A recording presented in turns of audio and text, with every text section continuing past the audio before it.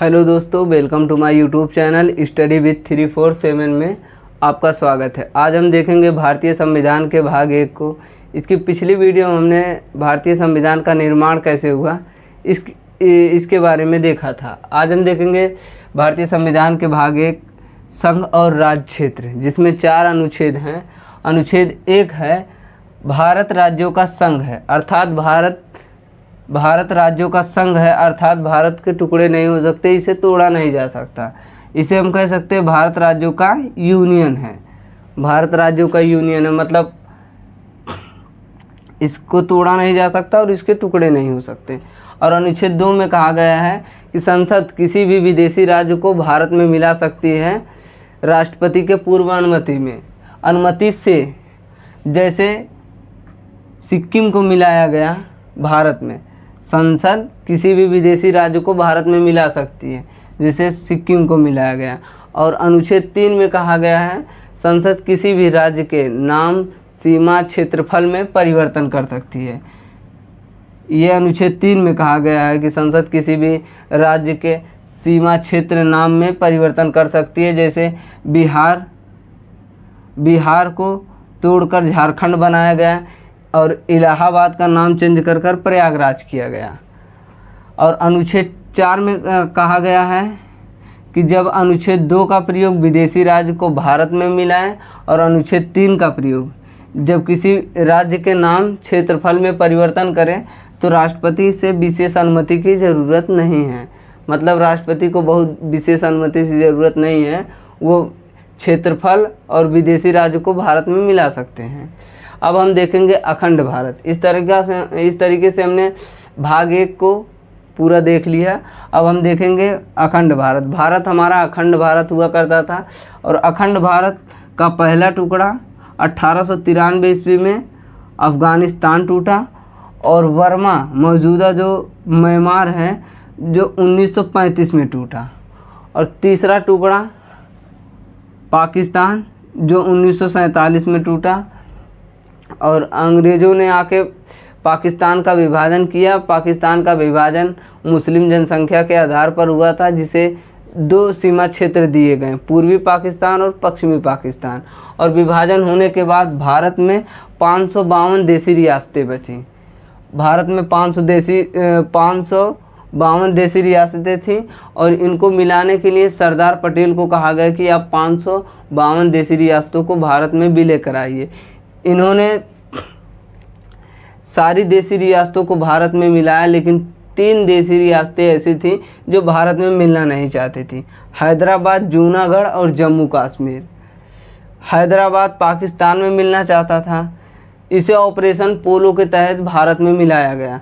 और जूनागढ़ में जनमत संग्रह द्वारा भारत में मिलाया गया। और जम्मू कश्मीर के राजा थे हरि सिंह और वहाँ के राजा हिंदू थे और वहाँ की जनसंख्या जो थी वो मुस्लिम थी। और वहाँ पाकिस्तान ने आक्रमण कर दिया और उसके बाद उन्हें लगा कि अब पाकिस्तान कश्मीर पर कब्जा कर लेगा। तो उन्होंने भारत के प्रधानमंत्री जवाहरलाल नेहरू जी के पास आए और उन्होंने बोला कि हमारी मदद कीजिए। तो उन्होंने उनसे सहमति पत्र, मतलब एक हस्ताक्षर कराया विलय पत्र पर, कि वो कहें कि उन्होंने उस पर लिखा कि हम भारत के अंग हैं।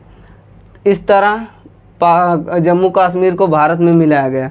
और जब ये 552 देसी रियासतों को मिलाया गया, उसके बाद देसी रियासतों को उनके सामने 3 शर्तें थी। वो चाहे तो भारत में मिले, पाकिस्तान में जाएं या स्वतंत्र रहें। सरदार पटेल ने उनको भारत में मिलाया और 3 देसी रियासतें नहीं मिल रही थी, जिसके बारे में हमने देखा।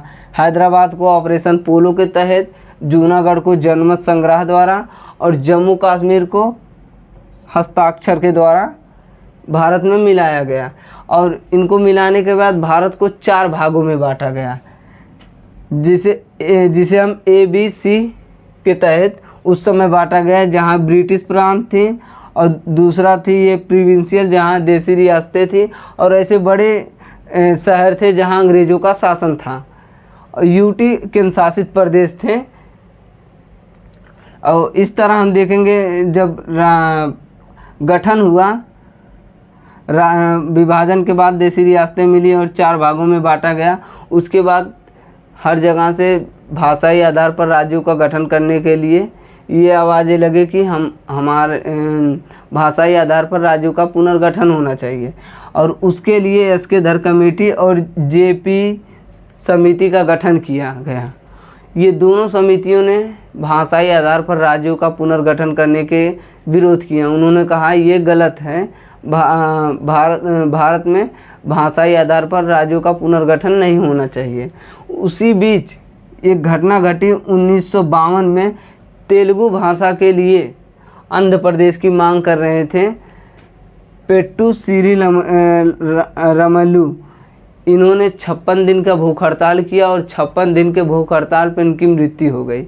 और मृत्यु के पश्चात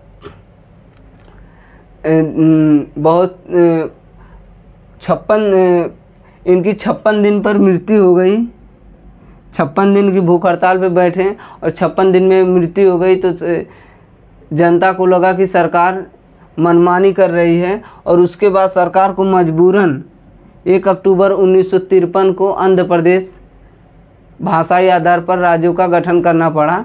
ये भाषा के आधार पर प्रथम राज्यों का पहला राज्य बना आंध्र प्रदेश भाषाई आधार पर। उसके बाद जब ये भाषाई आधार पर आंध्र प्रदेश बना तो हर जगह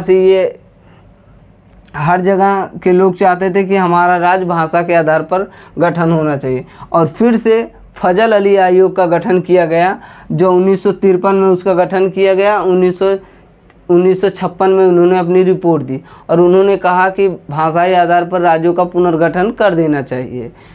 तो उसके साथ उन्होंने 14 राज्य और 6 केंद्र शासित प्रदेशों का गठन किया, जिसमें 6 राज्य थे और 14 राज्य और 6 केंद्र शासित प्रदेश है। फजल अली आयोग 1953 में गठन हुआ और 1956 में इन्होंने रिपोर्ट दी और 14 राज्य 6 केंद्र शासित प्रदेशों का गठन किया। और उसके बाद पेप्सू बचा, जिसे 4 भागों में बांटा गया। मिला के टोटल वर्तमान में 28 राज्य और 28 राज्य 8 केंद्र शासित प्रदेश हैं। इस तरह हम लोगों ने भाग 1 के चारों अनुच्छेद को और अखंड भारत विभाजन कैसे हुआ, देशी रियासतों को भारत में विलय कैसे किया गया और वर्तमान में 28 राज्य और 8 केंद्र शासित प्रदेश हैं। तो इस तरह भाग 1 ख़त्म हुआ। और कमेंट करके बताइए वीडियो कैसा लगा। अगर वीडियो अच्छा लगे तो कमेंट करें और लाइक करें, चैनल को सब्सक्राइब करें। धन्यवाद।